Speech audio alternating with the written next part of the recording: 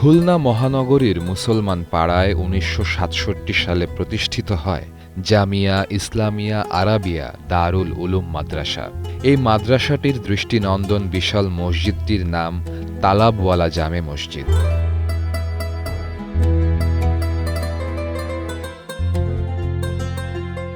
মসজিদটিতে রয়েছে সুবিশাল মিনার, যার উচ্চতা ২২৬ ফুট।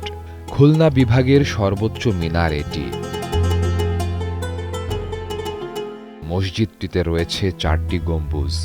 বিশেষ করে রাতে কৃত্রিম আলোয় চারপাশের পরিবেশ দেখে মনে হয় এটি যেন জান্নাতের একটি সুসজ্জিত বাগান।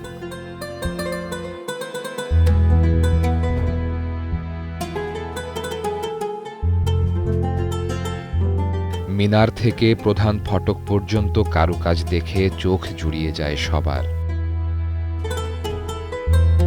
এ মসজিদটির চারপাশে তাকালেই চোখে পড়বে বিভিন্ন পশুর শিং দিয়ে তৈরি করা ঝাড়বাতি।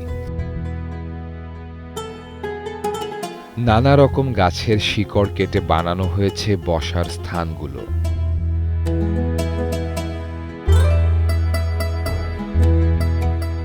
নামাজের স্থানগুলোতে বিছিয়ে রাখা হয়েছে বিভিন্ন ধরনের পশুর চামড়া।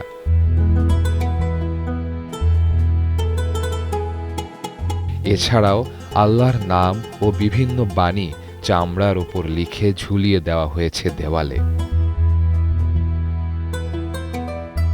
এখানে একসঙ্গে প্রায় ২,০০০ মুসল্লি নামাজ আদায় করতে পারেন।